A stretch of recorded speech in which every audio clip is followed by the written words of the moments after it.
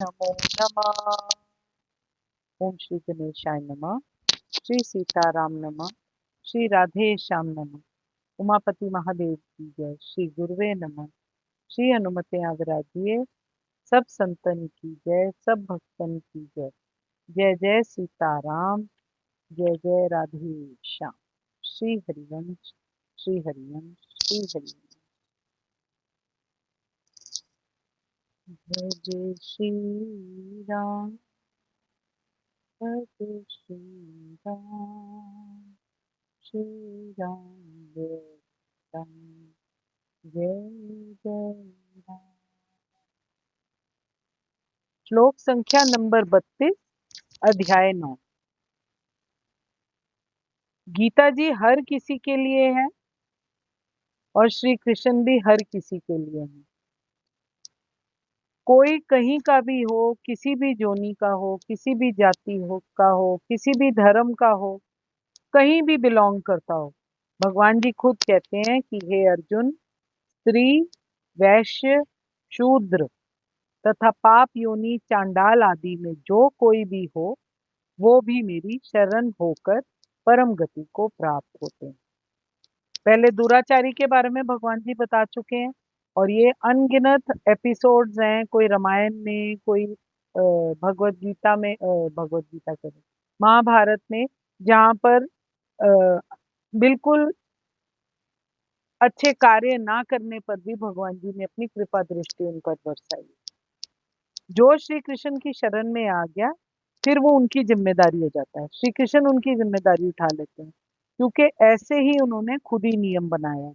श्री कृष्ण किसी पार्शियलिटी या भेदभाव में बिलीव नहीं करते, जात पात में बिलीव नहीं करते, अमीर गरीब का फर्क नहीं मानते। ये केवल हमारे मन की उपज है और ये समाज, जो हम जिस समाज में रहते हैं, उसकी एक डार्क साइड है, उसकी बुराइयां हैं। ईश्वर के दरबार में सब नियम से ही चलता है, चाहे वो इंसान हो, चाहे वो भगवान जी खुद हो।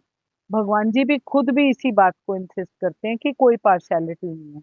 भगवान जी स्पष्ट शब्दों में यहाँ पर ये कह रहे हैं कि भक्ति में कोई उच्च या कोई निम्न जाति के लोगों का भेद होता ही नहीं है। भौतिक जीवन में हम ऐसे विभाजन कर लेते हैं, परंतु परमात्मा की जो दिव्य भक्ति में लगे रहते हैं, ऐसे व्यक्ति पर ये नियम लागू नहीं होता। वो सब परम धाम के अधिकारी हैं। भगवान जी की बस शरण ग्रहण करनी चाहिए, तो बड़े से बड़ा ज्ञानी और योगी भी महान बन सकता है, पवित्र आचरण कर सकता है। कृष्णाय वासुदेवाय, हरे परमात्मने, प्रणतकलेशनाशाय, गोविंदाय नमो नमः। भगवान जी यहाँ आगे समाधि के बारे में बता रहे हैं। समाधि द्रुमिन नामक धनी वैश्य के पुत्र थे। इनको इनकी स्त्री और पुत्रों ने धन के लोभ से घर से निकाल दिया था। ये वन में चले जाते हैं, वहां इनको कौन मिलता है? सुरथ नाम के एक राजा से इनकी भेंट हुई। वहां पर ये राजा कलिंग देश के राजा थे। फिर भी वो परिवार प्रेम में बहुत बड़े हुए थे। वह अपने मंत्रियों, सेनापतियों और स्वजनों से धोखा खाकर वन में जाकर छुप गए थे, क्योंकि इनकी जान को खतरा था। दोनों की एक अजीब सी सिमिलर दशा थी और दोनों कोई ना कोई वे आउट ढूंढ रहे थे। तो वो कहाँ जाते हैं? जंगल में मेध मुनि के आश्रम में वो जाते हैं। वहां पर उनको ऐसा एक उपदेश मिलता है। वो जो मुनि होते हैं वो उनको उपदेश देते हैं कि मोज और आसक्ति जो है वो माया के रिजल्ट से है। इसीलिए हम सारे रिश्ते जो हैं वो उन पर डिपेंड करना शुरू कर देते हैं, अपने मोह और आसक्ति में बंध कर, और दुखी होते रहते हैं। तो मुनि इनको सजेस्ट करते हैं कि आप ऐसा करो, आप भगवती आराधना करो। राजा जो है वो और जो ये धनी होता है, ये दोनों जप तप व्रत करते हैं और 3 साल तक बहुत सीरियसली अपना जप तप करते रहते हैं। दोनों ही सच्चिदानंद में भगवती की शरण ले लेते हैं और दोनों विषयों की आसक्ति को त्याग करके भगवती की आराधना करते हैं। जब 3 वर्ष आराधना करने पर भगवती माँ उनको दर्शन देती है और उनको वन मांगने को कहती है, तो राजा जो होता है, वो राजा सूरत जो होता है, वो मन में अभी भी भोग वासना लिए बैठा होता है। अभी उसका हार्ट क्लियर नहीं हुआ होता। इसीलिए वो वापस अपना राज्य, राजपाट, लोगों के साथ कनेक्शन मांग लेता है और वही भोगों की याचना करता है। परंतु जो समाधि होता है, उसका जो मन होता है वो वैराग्य से युक्त हो चुका होता है। वो संसार की क्षण भंगुरता से और दुख रूपता को जान चुके होते हैं और समझ जाते हैं सारी दुनिया को, और मोह और आसक्ति से दूर हट चुके होते हैं। इसीलिए वो भगवत तत्व का ज्ञान पाने की याचना करते हैं। भगवती की कृपा से उनका अज्ञान नष्ट हो जाता है और उनको परमात्म तत्व की, भगवत तत्व के ज्ञान की प्राप्ति हो जाती है। ये स्टोरी जो है ये मार्कंडे पुराण में मेंशन्ड है। अगला भगवान जी किसके बारे में बता रहे हैं? संजय के बारे में। संजय गावलगन नामक सूत के पुत्र थे। ये बड़े शांत, शिष्ट, ज्ञान विज्ञान संपन्न, सदाचारी, निर्भय, सत्यवादी, जितेंद्रिय, धर्मात्मा, स्पष्ट स्पष्ट भाषी और श्री कृष्ण के परम भक्त थे तथा उनको तत्व से जानने वाले। अर्जुन के साथ संजय का लड़कपन से मित्रता थी। इसी से अर्जुन के अंतःपुर में, मतलब उनके पर्सनल कक्ष में, संजय को चाहे जब भी प्रवेश करने का अधिकार प्राप्त था। जिस समय संजय कौरवों की ओर से पांडवों के यहाँ गए थे, उस समय अर्जुन अपने अंतःपुर में थे। वहां भगवान श्री कृष्ण और देवी द्रौपदी और सत्यभामा भी थी। संजय ने वापस लौटकर वहां का बड़ा सुंदर और स्पष्ट वर्णन सबको दिया। महाभारत युद्ध में भगवान वेद व्यास जी ने इनको दिव्य दृष्टि दे दी थी, जिसके प्रभाव से इन्होंने धृतराष्ट्र को युद्ध का सारा हाल सुनाया था। महर्षि व्यास, संजय, विदुर और भीष्म आदि कुछ ही ऐसे महानुभव थे जो भगवान श्री कृष्ण के यथार्थ स्वरूप को पहचानते थे। एक बार फिर से, कौन? महर्षि व्यास, संजय, विदुर और भीष्म पितामह ऐसे महानुभव थे जो भगवान श्री कृष्ण के यथार्थ स्वरूप को पहचानते थे।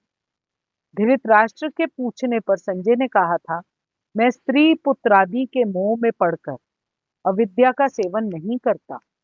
मैं भगवान के अर्पण किए बिना वृथा धर्म का आचरण नहीं करता। मैं शुद्ध भाव और भक्ति योग के द्वारा ही जनार्दन श्री कृष्ण के स्वरूप को यथार्थ जानता हूँ। भगवान का स्वरूप और पराक्रम बतलाते हुए संजय ने कहा, उदार हृदय श्री वासुदेव के चक्र का मध्य भाग 5 हाथ विस्तार वाला है, परंतु भगवान की इच्छा अनुकूल वो चाहे जितना भी बड़ा हो सकता है। वह तेज पुंज से प्रकाशित चक्र सबके सरासर बल की था लेने के लिए ही बना। वह कौरवों का संहारक और पांडवों का प्रियतम है। महाबलवान श्री कृष्ण ने लीला से ही भयानक राक्षस नरकासुर, शंबासुर और अभिमानी कंस शिशुपाल का वध कर दिया।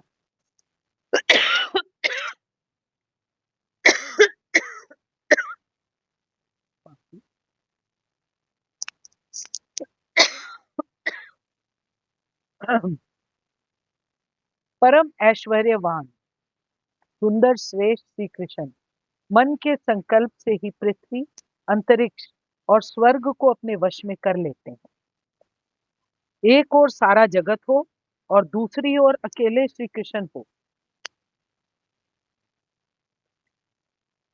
तो सार रूप में वही उस सब सबसे अधिक ठहरेंगे। एक बार फिर से पढ़ती हूँ।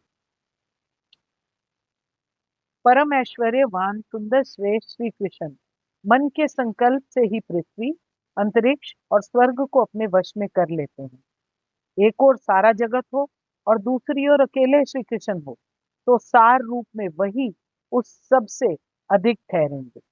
वह अपनी इच्छा मात्र से इस जगत को भस्म कर सकते हैं, परंतु उनको भस्म करने में सारा विश्व भी सामर्थ्य नहीं है। यथा सत्यम यतो धर्मो यतो हरिरंजवम यतः ततो भवति गोविंदो यतः कृष्णस्ततो जयः। जहाँ सत्य है, जहाँ धर्म है, जहाँ ईश्वर विरोधी कार्य में लज्जा है, जहाँ हृदय की सरलता होती है, वहीं श्री कृष्ण रहते हैं, और जहाँ श्री कृष्ण रहते हैं वही निस्संदेह विजय है। सर्वभूतात्मा पुरुषोत्तम श्री कृष्ण लीला से पृथ्वी, अंतरिक्ष और स्वर्ग का संचालन किया करते हैं। वह श्री कृष्ण सब लोगों को मोहित करते हुए पांडवों का बहाना करके, एक सेकंड, श्री हरिवंश, वह श्री कृष्ण सब लोगों को मोहित करते हुए से पांडवों का बहाना करके तुम्हारे अधर्मी मूर्ख पुत्रों को भस्म करना चाहते हैं। भगवान श्री कृष्ण अपने प्रभाव से काल चक्र, जगत चक्र और युग चक्र को सदा घुमाया करते हैं। मैं सत्य कहता हूँ, भगवान श्री कृष्ण ही काल, मृत्यु और स्थावर जंगम रूप जगत के एकमात्र अधीश्वर हैं। जैसे किसान अपने ही बोए हुए खेत को पक जाने पर काट लेता है, उसी प्रकार महायोगेश्वर श्री कृष्ण समस्त जगत के पालन करता होते हुए भी स्वयं उसका संहार रूप कर्म भी करते हैं। वे अपनी महामाया के प्रभाव से सबको मोहित करते हैं, परंतु जो मनुष्य उनकी शरण ग्रहण करते हैं वो माया से कभी मोह को प्राप्त नहीं होते। यह तमेव प्रपद्यन्ते न ते मुहंति मानवाः। फिर इन्होंने भगवान श्री कृष्ण के नाम और उनके बड़े सुंदर अर्थ धृतराष्ट्र को सुनाए। संजय ने भी महाभारत युद्ध के ना होने के देने की बहुत चेष्टा की, परंतु वो उसे रोक ना सके। धृतराष्ट्र जब वन जाने लगे तो संजय भी उनके साथ ही चले गए। भगवान ने यहाँ पर ऊंची नीची जाति के कारण होने वाली विषमता का अपने में सर्वथा अभाव दिखलाया है। भगवान जी के कथन के अनुसार ब्राह्मण और क्षत्रियों की अपेक्षा हीन समझे जाने वाले स्त्री, वैश्य, शूद्र और उनसे भी हीन समझे जाने वाले चांडाल आदि कोई भी हो, मेरी उनमें कोई भेद बुद्धि नहीं है, ये श्री कृष्ण कहते हैं। मेरी शरण होकर जो कुछ भी मुझको भजता है उन्हीं को परम गति प्राप्त हो जाती है।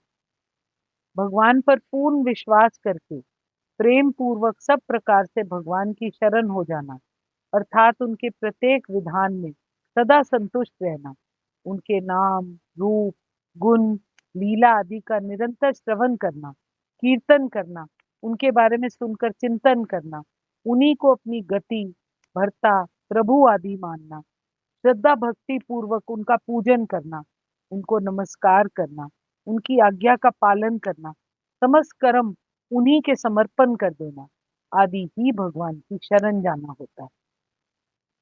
साक्षात परमेश्वर को प्राप्त हो जाना ही परम गति को प्राप्त होना है। अभिप्राय यहाँ पर यह है कि उपर्युक्त प्रकार से भगवान की शरण ग्रहण करने वाले स्त्री पुरुष किसी भी जाति के क्यों ना हो, उनको भगवान की प्राप्ति हो सकती। जय जय सीताराम, जय जय राधे कृष्ण। कृष्णाय वासुदेवाय हरे परमात्मने प्रणतकलेश नाशाय गोविंदाय नमो नमः। मैं आपके हृदय प्रेम प्रभु को नमस्कार करती हूँ। अगर मुझसे कोई भी भूल त्रुटि है तो कृपया मुझे क्षमा कीजिएगा। जय जय सीताराम, जय जय राधे श्याम। श्री हरिओम, श्री हरि, श्री राम राम जी सबको जय जय राम।